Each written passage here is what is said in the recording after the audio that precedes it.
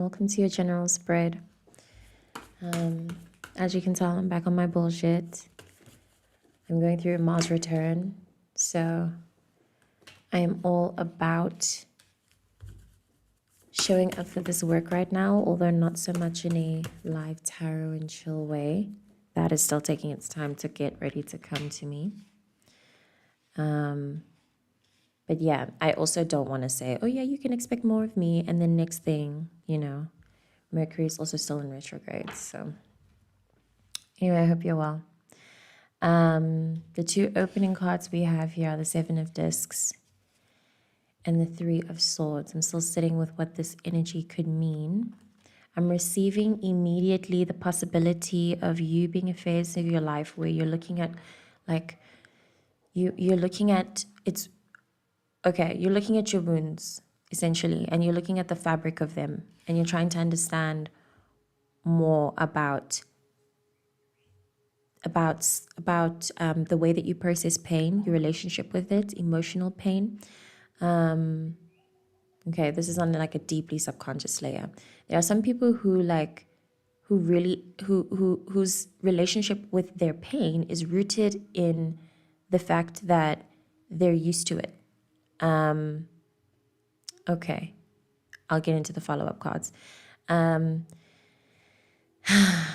sure you've heard and know of those people and of that habit of practicing. It's almost like a form of self-sabotage where anytime, and these are the follow-up cards you get, anytime some kind of, this is, I just wanted to mention, this was beneath all these three, but this is the energy that I'm receiving via looking at this, but it's specifically talking of the messaging of laying pensive and observed of like a kind of pain. Maybe this is happening in someone else and they're behaving in a projective manner, if that's even a word, and you're trying to understand more about what that is, like why are they doing it. It seems a bit destructive, but not in a way. The reaction to this emotion seems a bit destructive, but it seems like awareness came in before it could become too destructive. It's a very, very specific message. And then beneath the deck, you had the Four of Rods. Okay, it's in this order: the Two of Discs, the Nine of Cups, and the Four of Rods. So it's the sensation of not being, of being used to, and this is a very Scorpio trait in general as well, being used to choosing or being quicker to accept negativity, heartbreak, or the negative shit that happens in your life. You find, I'll speak personally. I find that I feel more free-flowing and like connected to my sense of truth and divinity and etc. when I'm in grief, or when some nonsense is happening. And even with people, I tend to connect better with people when they're going through this energy versus when they're going through this energy. It's so dark-sided. And it's very Scorpio. Very 8th house, very Plutonian. And I really do think that most of the people who watch my shit are that frequency. Like there's something very unique and almost, it's like an acquired taste. Being able to face grief and darkness and process the underbelly of shit, I get the sense I'm reading for someone like that. And essentially what this read is bringing up is the work that you can do within yourself to feel better and more joyful about your life, essentially. That's the work, that's the direct work that needs to be done. Sorry, I moved so quickly to beneath the deck without mentioning that you also got the Chariot, which in this deck specifically mentions the power of applying free will, being able to manipulate your reality. You have two frequencies in the deck that reference the power of manifestation and the ability to bring about things quickly, which is brilliant. I think all of that is to say that this is your blockage, really. It's a you thing. And that's actually what I'm going through right now, processing how much of what, how much of this is actually my problem. And I'm discovering that actually all of it's my problem. At this stage in my life, maybe in the beginning when the shitty shit was happening, obviously it's like, oh man, external events, that sucks. Life happens, and I think in that stage, one has every right. In the beginning stage of processing something painful, some traumatic experience, they have every right to be a victim, to be anything. I think that window, and that's the thing I'm saying I found safety in, that window period just after grief or something hugely traumatic or painful happens where you are like forgiven, and you can see it even in the way people communicate with you, where like they're treating you more gently, they're nicer to you, they're more understanding. That gets addictive. All the results of that gets very addictive. Again, super, super subconscious work here. So if by chance this doesn't resonate, stop watching and or wait it out. This may be something that kind of plays out before you in your life. You're looking at the situation like, wait, why is this happening? And then, yeah, you remember this reading where, where we explored this energy. I find it interesting as well that you also have two like direct heart messaging in the cards that fell out. And that in this deck, in this card, they reference specifically the fact that this is the shape of a heart, and something about doing your heart work, focusing on your heart, meditating and placing your hand on your heart, listening to the heart chakra frequency meditations, could unlock something, could unlock a kind of understanding. You have, by the way, the Seven of Swords, Seven of Cups, and the Seven of Swords, Seven of Discs, and the Seven of Cups. In all three of these, the energy is doing this.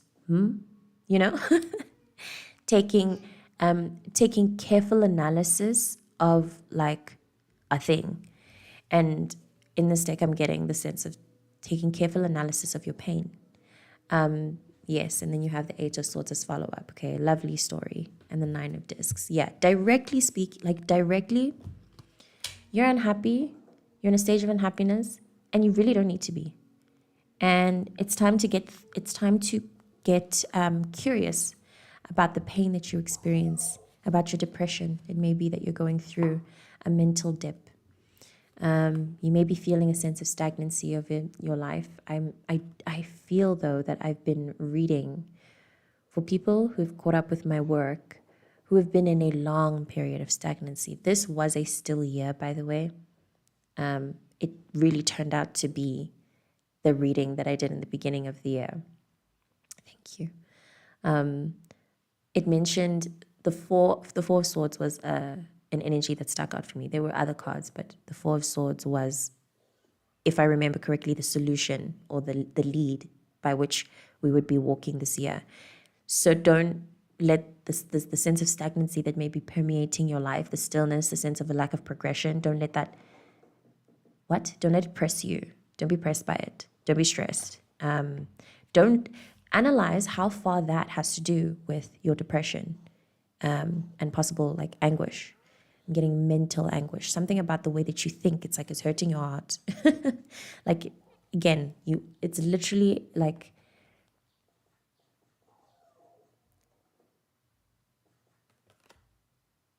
many things to say in that moment. Sorry.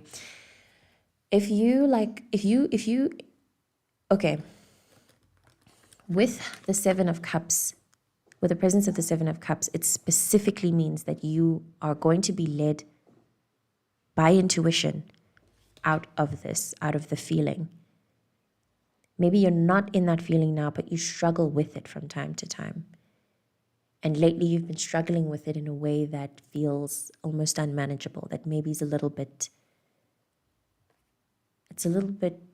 it's different. It's making you take note of it. You need to follow your intuition. This sounds a bit woo-woo when it comes to like how when it comes to the avenue of where depression is a chemical imbalance in the brain that needs scientific intervention. I think that your intuition will be able to tell you what the solution is, even if that is the solution for you. It does work for some people. And I would recommend, please don't ever think that I don't I don't write for Big Pharma. Very useful. I've seen it work in people's lives. Tap in and find out what works for you, because this cannot persist. It feels, I've mentioned this, I think, in the recent intuitive channeling that I did. I'll link it. I actually don't know if I've mentioned this, but I have been contemplating it a lot. The sense of anti-humanness that comes with the feeling of victimhood. How it really is it's a matter of this. It's a trick. It's an illusion. Whenever you feel a sense of the fact that you don't have control over your life, or like a solution won't come, or let's see. I'm trying to find the specific frequency of, okay, with the Four of Rods, it may be that okay, it's childhood trauma, possibly childhood trauma. And specifically how you may have lacked a crucial sense of happiness.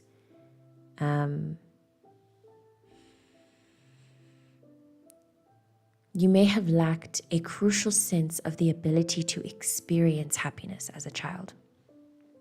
Yes, and now you're processing how that's affected you in life, not just as an adult, but as a person, as a human being with a heart.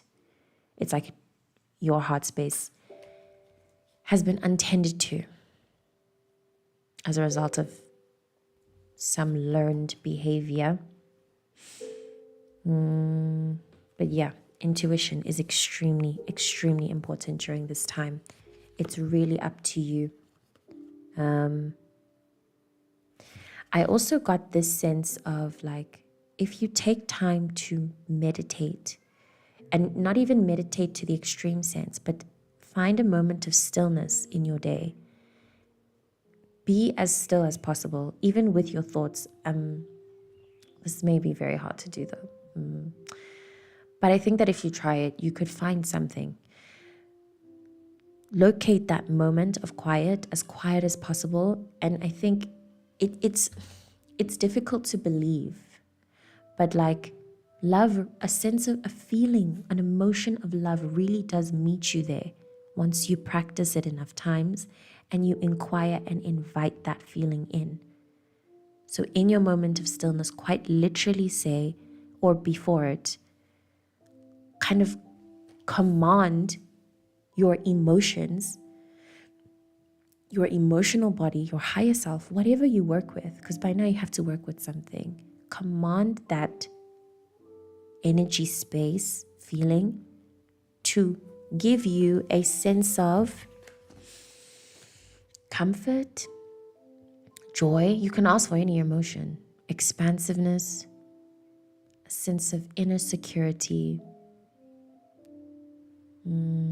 a rootedness, whatever works for you. Call upon it, literally command it. Think of the thought, I command, or I ask, no, not command, but you can command.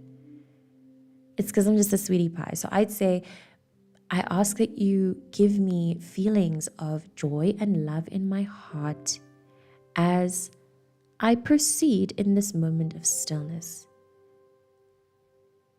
Then you have to actually be still and allow those emotions to settle in. But then obviously through that, you will be uncovering these emotions. They don't just go, They don't just disappear. They will still sit at some point in your emotional body, and you'll have to do the kind of training almost to clear yourself of it. But through that, I believe that you can do that through a repeated action of that kind of thing, but you'll find what works for you, but you have to find it. You have to look. I think there's going to be a period of a lot of deep. Yeah, it's going to be deep because of how, oh my gosh, where's the candle? because of how sensitive this processing this emotion is, and this is what we're working with, you know.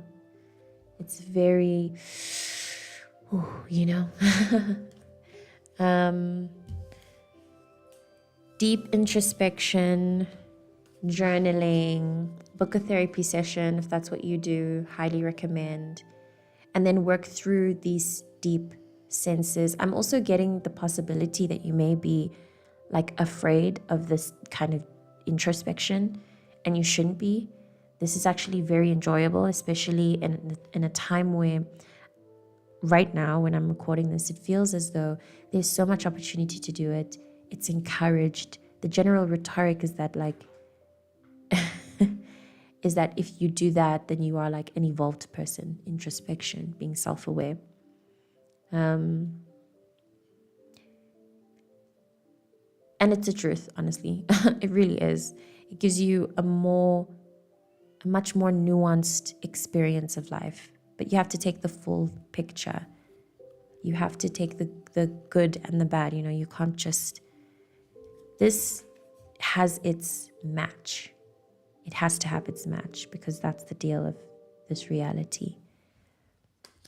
Please also remember that these kind of things, this kind of processing is part of the divine human plan. It's part of the deal. We have a heart, and so we must feel joy and pain. We must.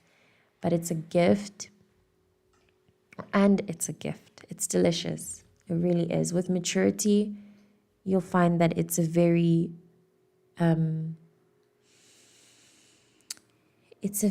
integral and like it's really part of the center of the living experience. It cannot be removed. The pain and potential suffering cannot be removed. Very important. Anyway, yours has a lot of with the cups. It's also very giving, you know, the action of giving. So I'm receiving that you should receive the lessons that will come from this, because there will be lessons.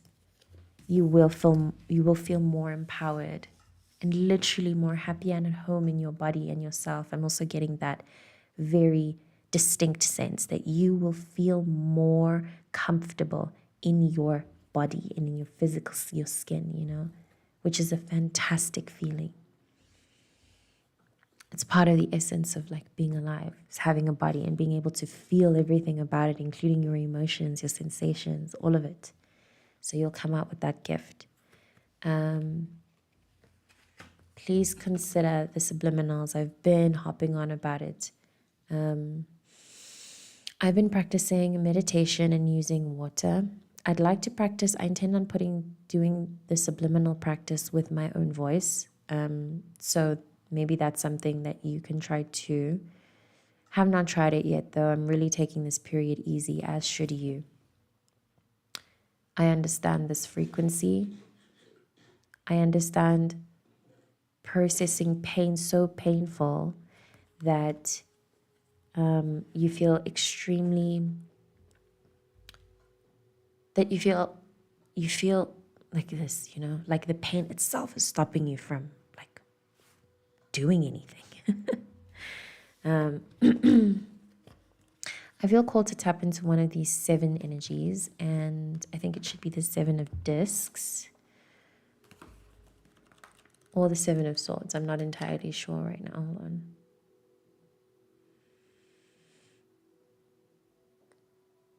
Okay, I'm going to tap into the 7 of swords. I feel like the 7 of discs is, the 7 of swords is more the actual work. I think it has more to do with the work that could be useful in getting us through this period. This speaks of a situation that requires ingenuity, subtlety, and firm resolve, putting curiosity to good use, intent, daring. There are unseen forces at work that need to be taken into account. And this card speaks specifically of that, the unseen force, and how it is beyond you. You are not working alone in processing or working through this situation or understanding any problem really that you face ever in life. Life is an unseen force. a psychological puzzle that requires concentration and dedication if you are to solve it. And I think you can apply concentration through, oh yes, as well. A situation that requires firm resolve, intent, daring. That's a repeating energy for you. This doesn't make you, it does tend to make you feel, it gets deep into the,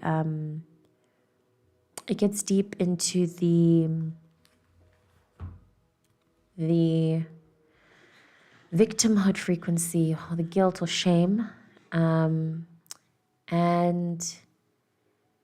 So it's difficult to apply that intent and that bravery or that sense of like goodwill and applying it and trusting yourself, because I'm also getting that sense that when you're in this state, it's difficult to trust yourself. I don't know though how much, yeah, it's really all self, it's not all, because this is pain, and I don't like, pain is not yours to carry alone, but walking through it and healing from it is, and that burden is not really a burden. It's you just have to be yourself. It feels like something. Let's see, yeah. Okay, you overthink. I'm reading for an overthinker. Specifically when it comes to you, you may present to be very grounded, and not just present. No, you are a grounded person. I think you reason really well. You have a good head on your shoulders. You just don't trust yourself. You need to trust yourself more. You're going to figure out all of that. Yeah, okay, there's a lot to figure out right now about yourself. You're very multifaceted. And I think maybe that's also part of what's so difficult about working through this. I'm getting the sense of how you are obviously an adult. You're an adult. I don't think I'm reading for somebody who's I don't think I'm reading for a teenager. You got a frontal lobe, you're working with it, and you're doing a good job. But something about this frequency makes you feel small, or and something about that makes you feel, something about the way that you react to that. Yes. Oh, I love it when I find something. Something about the way that you react to your pain needs to be resolved. Yeah. That's where it stops. That's all I've got. I think if I give any more, then I'm going to have to get even more specific. And I'm dealing with my own thing right now. I feel like I'm going to, that part is very personal. If I go any deeper, I would have crossed the line. Yeah. Follow your intuition. Listen to your gut. Be aware that you are not alone. That even through decisions you make, okay, I'm receiving, that understanding of how your destiny is already written. You just need to pick the path. But once you've picked the path, the end of the journey is already there. You're basically already on it. You're already there, Something about that should be helpful in allowing you to figure things out, knowing that whatever answer you're looking, there's nothing that's totally in the dark to you. Trust, yes, big trust. Trust in your inner core, in your inner messaging. Trust in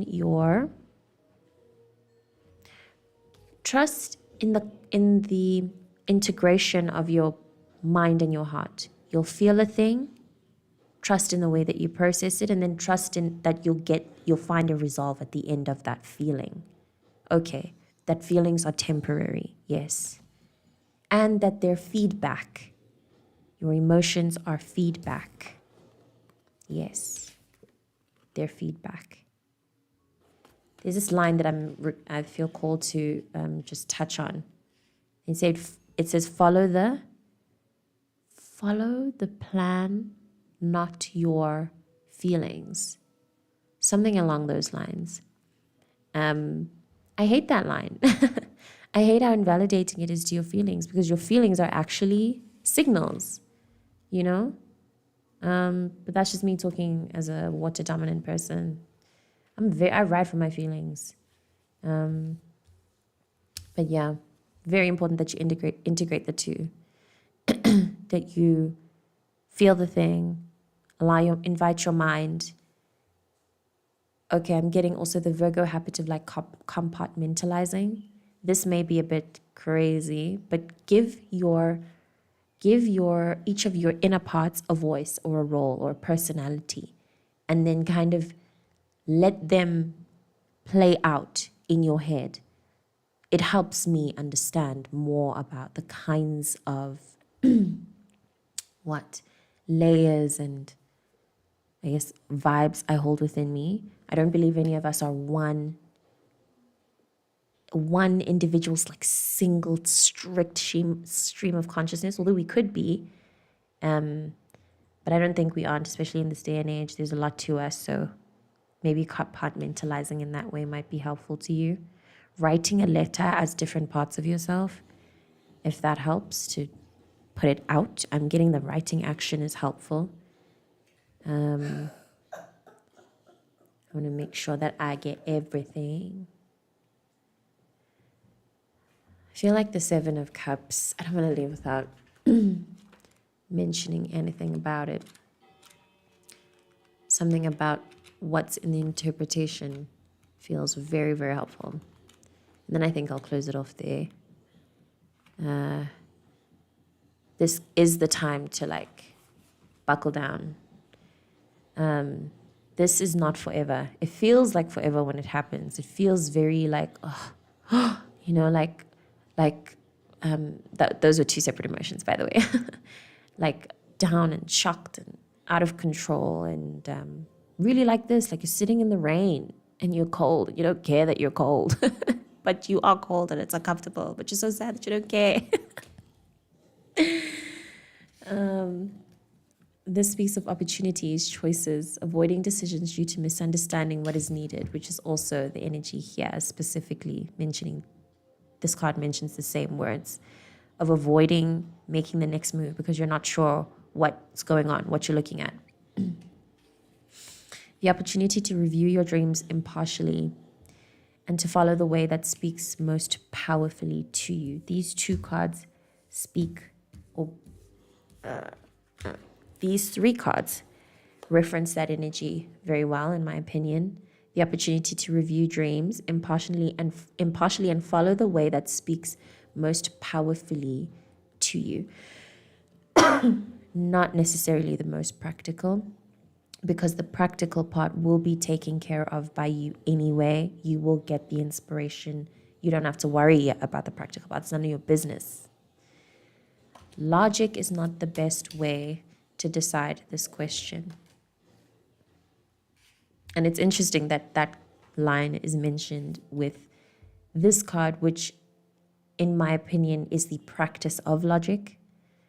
Not so much applying it, but like, to me, logic is reason, where you look at what you kind of lay everything out like a scientific study. You lay everything out and you look and you take note and, you know. Oh, but then the end part of taking note. After taking note, you can't like, okay, logically decide. You have to sit. You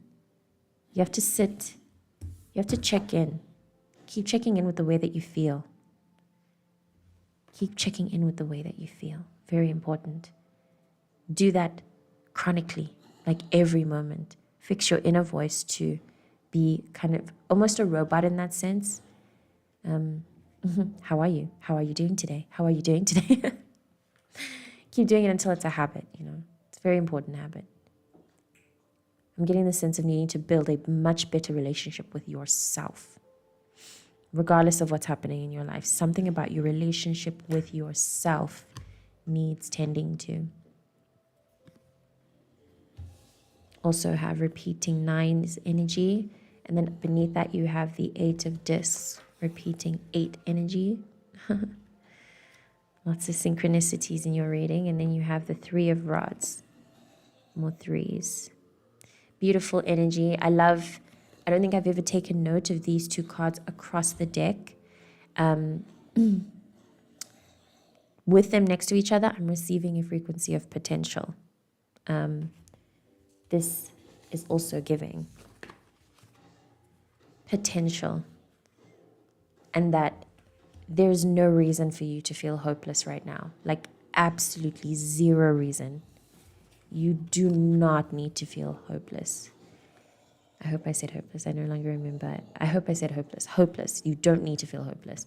And then these two cards next to each other. Beautiful, significant symbolism of application. Work. Work. That's not hard. Work that isn't hard. It really isn't. I hope you can understand that. I don't want to invalidate any part of you that feels likely very exhausted right now, or hopeless, yes, confused, on autopilot. What else?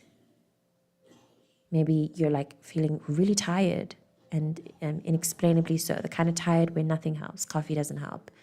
You go to sleep, you wake up tired. You know, I don't want to invalidate that experience. If it's possible you're going through that, then my heart is absolutely with you, because I'm climbing out of my own cave of that experience. Again, I do believe that it's part of life. It's all part of life, and we can do it. We can do anything. We're so powerful. You're so powerful. You're so powerful. All of this is going to get you to understand a lot more about that. More and more. This also speaks of enjoying the work, by the way. This is enjoyable work. It's part of your life, because also you get the gift of getting to know yourself. And you are a gift to get to know, you know? I think that's all. I think I've rambled enough, especially with an emotion like this. It's not so much anything to speak to as it is to feel through.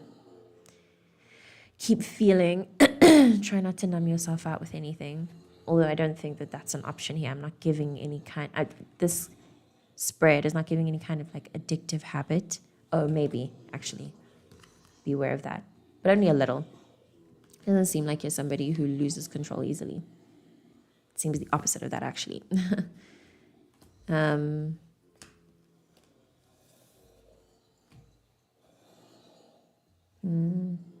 Ooh, you also had the 7, 8, and the 9 of discs. That's it's like getting closer to winning the game. You almost have the full deck. The full spread, I mean. The full suit.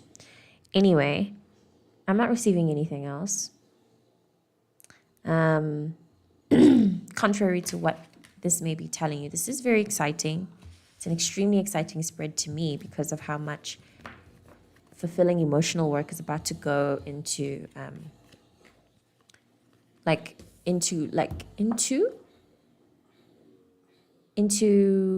interacting with your reality. Something about the way that you see or view life is going to change in a really wonderful, expansive way that's going to help you be a lot happier, like I said, and more at peace, which is the ultimate luxury, right? Having a sense of peace within, not just a regulated nervous system, but like a sense of groundedness that you can return to even through dysregulation.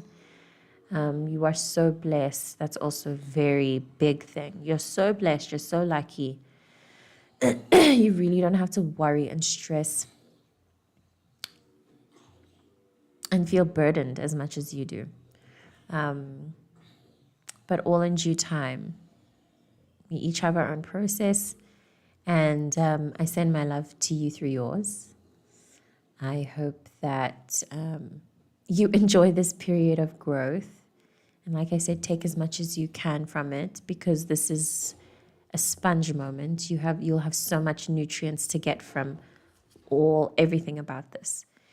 Thank you so much for watching. I really hope this helped. I will see you in the next reading.